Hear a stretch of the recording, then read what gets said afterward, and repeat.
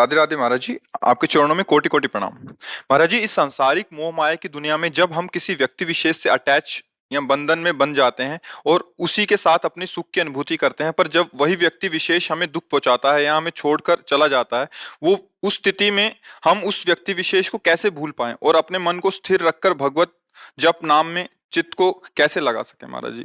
कैसे उससे इसी का बंधन से नाम आसक्ति है। जो आप कह रहे हैं उसी का नाम आसक्ति है। आसक्ति होना सहज है, पर आसक्ति छोड़ना बहुत कठिन है।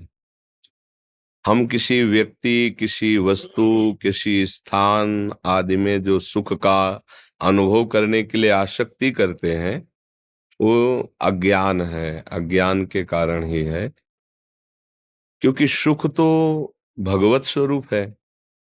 भला नाशवान परिवर्तनशील शरीरों में कभी सुख मिला है क्या? सुख का तात्पर्य जैसे केवट को मिला। केवट श्री भगवान के चरण पखाड़ रहा है, भगवान बाद में उसको उतराई दे रहे ना, मना कर रहा है ना भगवान से। वो कह रहा अब कछु नाथ न चाही मोरे। और जब चरणों को पखाड़ रहा है तो कैसा स्थिति कैसी? अति आनंद उमगी अनुरागा, चरण सरोज अश्रु प्रवाहित हो रहे हैं। ऐसा आनंद, ऐसा सुख मिल रहा है कि भगवान से कह रहा है अब कुछ नहीं चाहिए, भगवान से कह रहा है। इसे सुख कहते हैं। प्रभु के नाम, प्रभु के रूप, प्रभु की लीला, प्रभु का धाम। हमारी जो सुख की मांग है, चूंकि हम सुख सिंधु के अंश हैं, भगवान सुख समुद्र हैं और हम जीव हैं, उनके अंश हैं, तो हमारी मांग सुख ही है। हम ऐसे व्यक्ति से प्यार करते हैं जो हमें सुख दे, ऐसी वस्तु स्वीकार करते हैं जो हमें सुख दे, ऐसी बात सुनना चाहते हैं, ऐसा दृश्य देखना चाहते हैं जो हमें सुख दे। देखो मूल में देखो, सबके सुख है, पर भला यहाँ कहाँ सुख है? विवेक से खोज करके देखो। इतने भोग भोगे। एक बार हम सैमशी में थे, तो एक 92 वर्ष के गांव के जमींदार प्रधान थे और वो आया करते थे।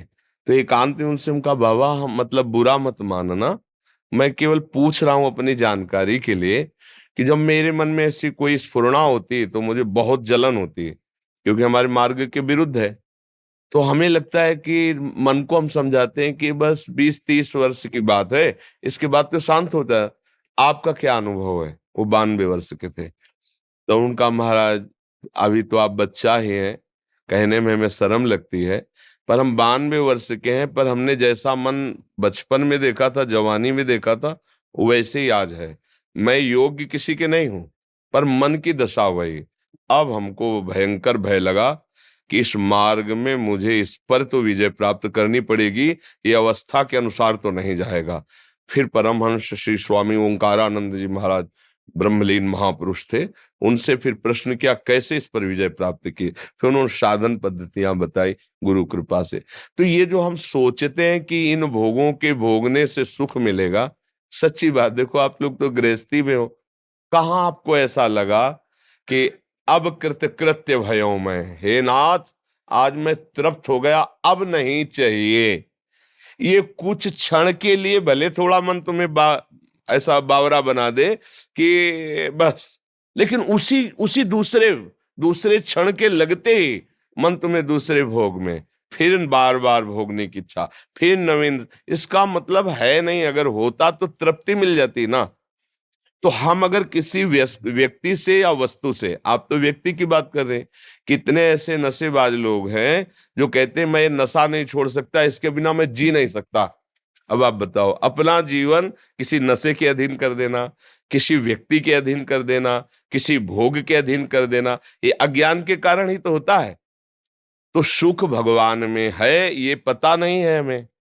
हमें लगता है सुख भोगों में है, और भगवान ने इस पूरे संसार को रच के एक पोस्टर लगा दिया, दुखालयम अशाश्वतम।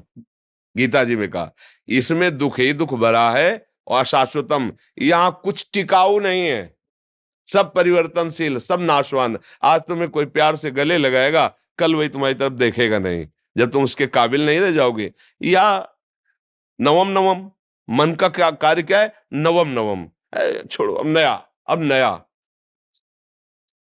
सुधार करो, प्रभु का नाम जप करो और प्रभु से प्रार्थना करो। देखो हमारी मांगे क्या है? हमें कोई सुंदर रूप मिले,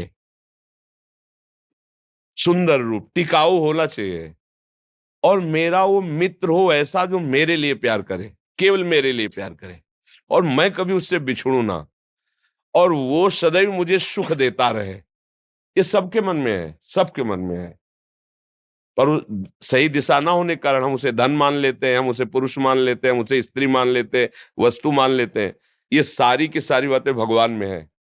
उनका रूप अविनाशी, और एक बार जिसे भगवान स्वीकार कर लेते हैं उसे कभी छोड़ते नहीं, और भगवान सुख देते हैं, उनको कुछ चाहिए नहीं। तुम्ही को तो सब कुछ दिया है उन्होंने, तुम्हारा क्या चाहिए? तुमको तो दिया है उन्होंने। तो दियम वस्तु गोविंदम तुभ्यमेव समर्पय, बस इतनी बात है। अगर आप संसार के किसी व्यक्ति वस्तु स्थान में भगवत भाव कर ले, फिर आपको आसक्ति नहीं होगी, क्योंकि आपने पहले ही भाव कर लिया था कि प्रभु मेरे इस रूप में है। तो वो रूप बदल जाएगा, लेकिन प्रभु तो आपके रहेंगे ना, वो संभाल लेंगे। हम लोग प्रभु भावना करके जो वस्तु व्यक्ति में फंस जाते हैं, तो वही फिर हमारे आगे जन्म का कारण होता है। अगर हम स्त्री रूप में फंस गए तो अगला जन्म स्त्री का, पुरुष रूप में फंस गए तो पुरुष, हिरन में फंस गए तो अगला जन्म हिरन का हुआ ना। तो इसलिए हमें सावधान रहना चाहिए। पहली बात यह कि मेरा कोई नहीं है, पक्का नहीं है। जो मुझसे प्यार करता है वो अपने लिए प्यार करता है, मेरे को अपने लिए प्यार करता है। जिस दिन उसको अपने लिए घाटा समझ में आएगा ना, वो ना गुरु मानेगा, ना संत मानेगा, ना प्रिय मानेगा, ना पूज्य मानेगा, छोड़ देगा। है ऐसा कि नहीं है? फिर सांसारिक संबंधों की तो बात जाने दो। तो इसलिए जिन्हें स्वीकार करने पर कभी आज तक किसी को घाटा नहीं हुआ, वो है श्री भगवान, श्री किशोरी किशोर जी, लाडली लालजू। अब मान जाओ, जब आपको पता चल गया है कि सब स्वार्थ का स्वरूप है, तो उसके लिए मत रो। अब ऐसे वर को क्या वरू जो जन्म में मर जाए, ऐसा वर वरू चूड़ लो अमर हो जाए। वो है श्री गिरधर गोपाल जी, वो श्री कृष्णचंद्र। मीरा जी कह रहे हैं, मेरा तो चूड़ला अमर है, मेरा सुहाग तो श्री कृष्ण है। कोई फर्क नहीं है। इसलिए भाई, हमारे पास प्रश्न का उत्तर यही है कि नाम जप करो, अपनी गलती को सुधार करो। हम गलती में फंसते चले जाते हैं, और कोई मुझे प्यार नहीं करता। जिसको अपने सुख की गुंजाइश दिखाई देती है, वही मुझे प्यार के जाल में फंसाता है। अपने सुख के लिए सारी बातें हैं, ऐसे ही सबका संबंध समझ लो। जिस दिन अपना सुख, हम एक जगह थे, तो एक वृद्धा महिला आई, अपने पति के लिए कह रही थी, महाराज भगवान से मनाओ कि उनको उठा लें। तुमको उठा लेगा मतलब क्या, गिर पड़े हैं? बोले नहीं, वो पड़े पड़े हगते रहते, बड़ी दुर्गति प्राप्त करे, उठा ले। तो हम कहा, तो लड़का है, बहू है, तुम है, सफाई करो, उनकी सेवा करो। बोले अब सब नहीं होता, बस आप इतनी कृपा करो, भगवान उठा ले। ये है संसार, ये है संसार। उसके काम के नहीं रहे तो भगवान उठा ले, काम के हो तो आए भगवान, कितने निर्दयी, तुमने क्यों ले लिया। ये संसार का स्वरूप है। तो आप समझो, थोड़ा विवेक को जागृत करो, मोह का नाश होगा। होए विवेक मोह भ्रम भागा, तभी भगवान से प्यार होगा, तभी तुम्हें विश्राम मिलेगा। ये भाग दौड़ तभी शांत होगी जब तुम्हारे प्यारे भगवान हो जाएंगे। महालक्ष्मी पति क्या चाहिए, रूपवान है, सर्व सामर्थ्यशाली है। देखो, सूर्य किसने बनाया? कितने पूरे ब्रह्मांडों को प्रकाश दे रहे हैं। ये सब चिटिर पिटिर रात्रि में थोड़ा प्रकाश दे, देखो सूर्य कितने ब्रह्मांड को प्रकाश दे। कहीं भी चले जाओ, है सूर्य, चंद्र का प्रकाश, सब ऑक्सीजन, सब जल भोजन, शरीर, कितनी सुंदर है ना। कोई रचना करने वाला महान ईश्वर, हम उसको अपना क्यों ना माने, अपना प्रीतम मान लेना। अच्छा, हम आज भी सत्संग में कह रहे थे, कई बार कहा है, अगर वो अनुभव में ना आता ना, तो हम सबसे कह देते, भैया लगे तो बचपन से है, पर हाथ कुछ नहीं लगा।